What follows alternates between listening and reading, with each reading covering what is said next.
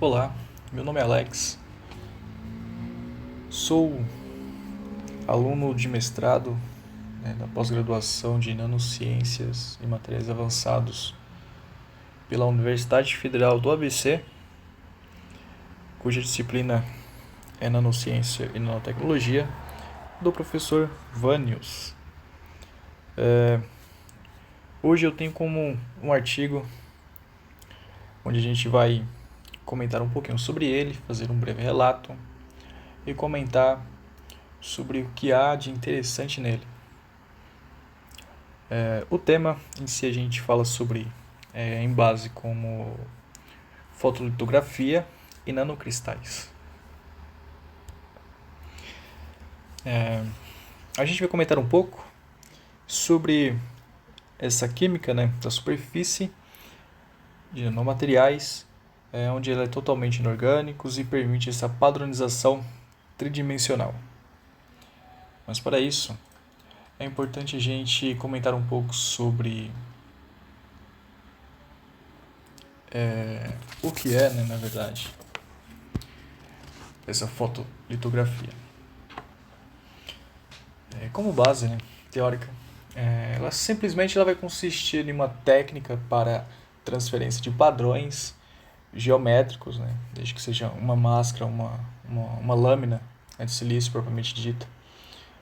Os padrões, dessa máscara óptica, que devem ser fabricadas previamente, claro, contém a geometria das diversas regiões que podem formar os dispositivos e interconexões elétricas existentes nos CIs, os circuitos integrados, cujo esse processo de transferência ela vai envolver o uso de um filme fotossensível, que o chamamos de fotoresist,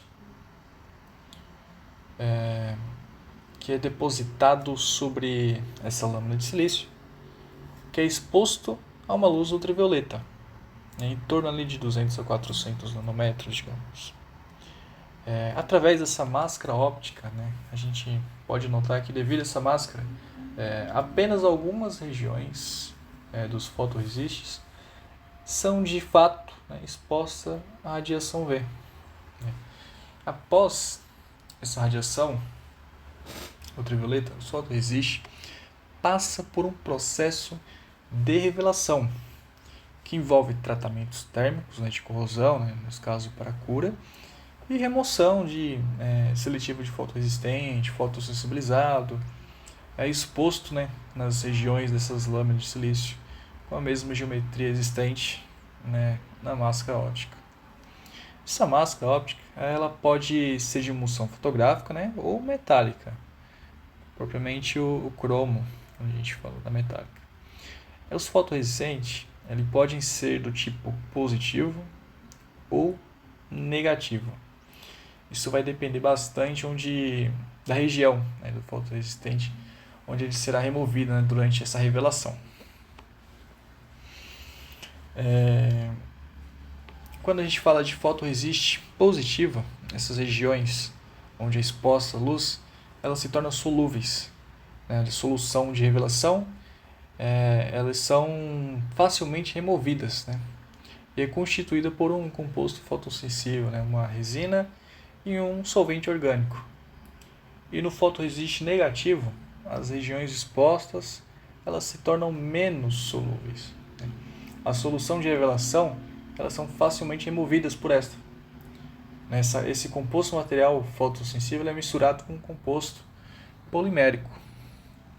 Então, tendo como base essa fotolitografia, a gente já tem como um entendimento, saber do que se trata, que é uma técnica de transferências de padrão geométrico, onde a gente tem uma lâmina de silício, e a gente consegue ali ter diversas geometrias onde vão formar os dispositivos. É bem bacana a introdução, quando a gente fala sobre esses nanocristais aqui, fotolitografia, do que ele quer comentar sobre o que é de fato, onde ele vai ter essa abordagem. Ele vai abordar um um meio inovador, onde vai ter um processo simples, né, baseado em uma solução aqui que eu vou estar explicando. Né, de modo a resumir, a química, né, coloidal, ela vai permitir a fabricação de nanocristais metálicos, semicondutores, óxidos e magnéticos com tamanhos e formas bem controladas, né, bem como as heteroestruturas, né, com formas e composições exóticas. Né? Quando a gente fala de heteroestruturas, né, a gente fala baseado em cristais, né, constitui, né, na verdade, um campo de pesquisa bem ativo, né, e tende sempre a crescer, porque devido a isso a gente desenvolve, né, uma contínua formação de técnicas onde a gente permite, né, onde esses materiais tenham um controle, né, e esse grau de precisão. Esses nanoscristais, eles são materiais promissores em diversos campos tecnológicos. Aqui a gente pode dar como exemplo a emissão de alta pureza, né, desses nanocristais, né, onde a gente tem esses semicondutores aplicados, né, em monitores óticos. A gente também vê bastante empregado, principalmente em células solares inovadoras. Outras aplicações também que pode estar incluindo os transistores de efeito de campo, né, diodos, emissores de luz e sensores. Mas, como toda dificuldade de um processo de otimização, onde a gente tenta sempre melhorar o processo, a gente não tem essa facilidade da fabricação de certos dispositivos, né? Principalmente na questão escalonável, né, a nível de produção industrial. Dando continuidade, né, sobre esse assunto, ele comenta um pouco sobre a organização, né, desses nanocristais em padrões morfologicamente controlados, né, e sistema processáveis é de suma importância. Quando a gente fala de nanocristais, quando a gente sempre fala de morfologicamente falando, é de muita importância devido às suas propriedades. Isso impacto direto dependendo da sua aplicação, dependendo das propriedades exigidas, as necessitadas. Então, esse controle do nanocristal é bastante empregado nos estudos, a fim de a gente ter cada vez mais esse avanço, para a gente poder estar empregando novas tecnologias, desenvolvendo novos modos, né, para a gente poder estar aplicando também a nível escalonado de produção. Nesse artigo, de uma forma direta e sucinta agora, ela vai abordar sobre uma abordagem direta, né, de padronização desses nanocristais inorgânicos funcionais em substrato com litografia óptica. Esse avanço ela pode também ser bastante discutido também em uma dimensão de multicamadas, né, no seu desenvolvimento de dispositivos, quando a gente fala em nanocristais. Dando continuidade, logo à frente a gente vai estar comentando um pouquinho sobre essa abordagem direta de padronização, né, desses substratos. Aqui a gente tem um desenho esquemático onde fala sobre essa padronização do nanocristal de forma direta. Como eu tinha dito anteriormente, a gente explicou um pouquinho sobre a fotolitografia, onde explica, né, esse processo aqui logo abaixo, né, onde é uma técnica onde a gente tem a transferência de padrões geométricos, né, de uma lâmina de silício, como eu tinha dito, ou seja, um outro tipo de material, onde ela vai ser exposta, né, a uma luz para ter esse envolvimento com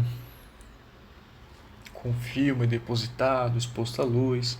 Então aqui tem um esqueminha básico, onde a gente tem um nanocristal, né, uma solução derramada sobre um substrato, nesse primeiro passo, né. No segundinho passo aqui a gente já tem a luz, né, de nano aqui sendo exposto, né, sobre essa solução de cristal nessas áreas vermelhas. Logo após, a gente tem a máscara removida. Em seguida, a solução exposta ela é removida. E daí, então, a gente tem um padrão de um nanocristal criado.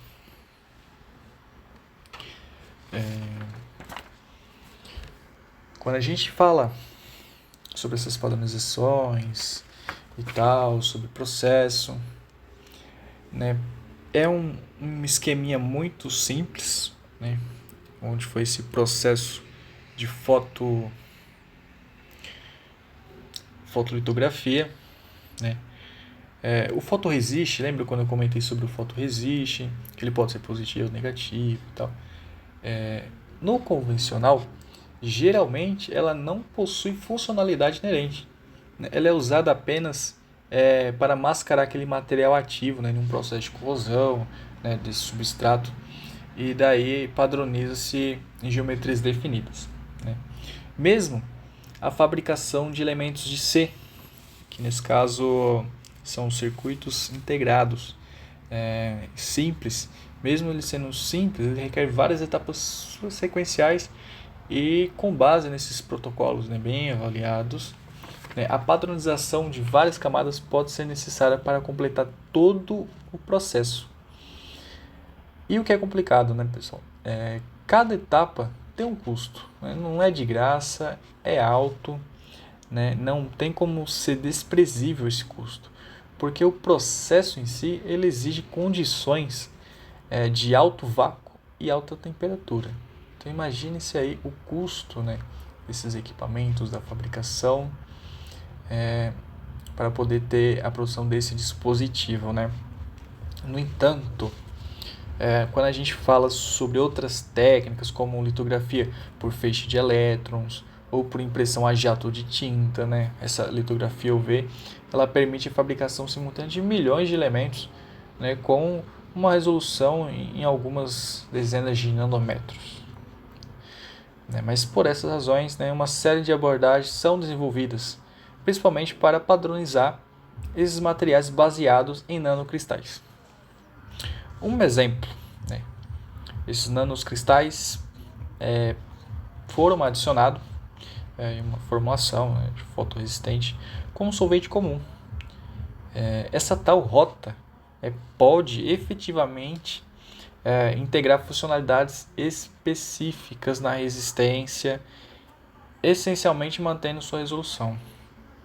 No entanto, quando a gente fala sobre componentes orgânicos, né, da resistência, interferiam nas propriedades ópticas e elétricas dos nanocristais e assim acabava inibindo a condutividade desses materiais. Uma outra metodologia assim possamos dizer, ela baseia-se em uma característica peculiar, né, dos nanocristais coloidais, né. Essa presença, né, de uma camada de cobertura formada por moléculas surfactantes, o surfactante ele vai controlar o crescimento do nanocristal durante a síntese, onde vai permitir sua dispersão em solventes orgânicos. Mais importante ainda é a camada do surfactante nativo, né, que pode ser modificada após síntese com diferentes ligantes, né, incluindo íons orgânicos, moléculas e polímeros. Além disso, os ligantes, né, eles podem influenciar nas propriedades ópticas e eletrônicas desses nanocristais e pode ser otimizado para aplicações específicas, né. Em particular, ligantes orgânicos curtos eles vão facilitar o transporte de carga, né, entre os nanocristais e assim vai vai resultar, né, num dispositivo eletrônico, né, e optoeletrônico com um desempenho melhorado.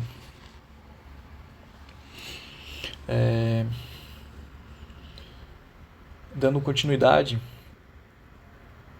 ele fala sobre todo esse processo, né, da superfície nanocristais, como eles podem ser funcionalizadas, né, sobre esses agentes de cobertura orgânico, mas dando uma resumida para a gente não estourar um pouquinho o tempo, o método ele foi aplicado principalmente, né, esse método de sucesso, em nanocristais metálicos, semicondutores, magnéticos, assim como a gente comentou lá no início, né? Obtendo esses padrões, né, de resolução limitada devido às máscaras utilizadas nesse tipo de processo. As diferentes propriedades físicas e químicas dos nanocristais não são alteradas pelos ligandes orgânicos fotoativos. Então, a gente consegue fabricar padrões luminescentes de faixa magnética ou eletrodos transparentes com propriedades condutivas, né, que elas são ideais na estruturação de micrométrico, sem perder as propriedades, né, dependendo do tamanho, claro, do nanocristal. E por causa, né, dessa alta absorção óptica, né, do nanocristal, a espessura da camada nanocristal impressa, né, em uma única etapa, de exposição, ela é limitada em algumas dezenas e centenas de nanômetros. No entanto, é válido, né, ressaltar que essas várias camadas, né, do mesmo ou de outro material diferente podem também ser depositadas e padronizadas sequencialmente, sem problema nenhum.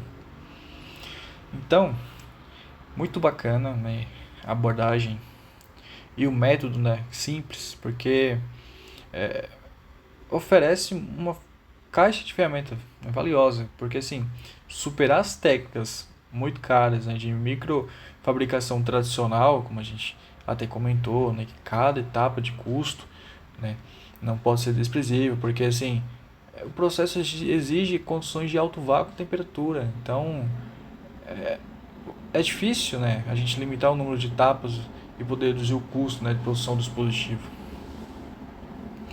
E superar essas técnicas, né, para produzir esse elemento de dispositivo, né, de nanocristais de alto desempenho, né, integrados, né, pelos processos simples, baseado em uma solução de temperatura ambiente, é um grande avanço, é muito importante para a pesquisa, né? Em tudo a gente sempre está tentando otimizar processos, encontrar maneiras de sintetizar novos produtos, assim de obter novas tecnologias. Então é muito bacana e como é um breve relato, né, sobre esse artigo, provavelmente a pesquisadora em breve vai trazer novos resultados, né, com novos testes. Foi apenas uma base introdutória, né, onde a gente consegue, por uma técnica tão simples, né, fazer uma substituição de processos caríssimos e a gente ainda consegue ter um nanocristal de alto desempenho.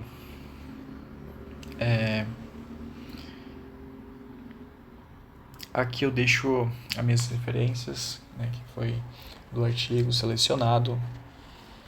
Agradeço pela atenção, espero ter sido claro e pena que o tempo é curto e a gente não consegue explanar alguns assuntos, né, de maneira que possa desmiuçar ali o melhor entendimento da disciplina, né, quando a gente fala sobre nanocristais, sobre fotolitografia, sobre os métodos, né, de que forma ela vem se comportar, que tipo de reagente a gente pode utilizar.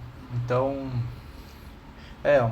mas de forma sucinta, espero ter sido claro.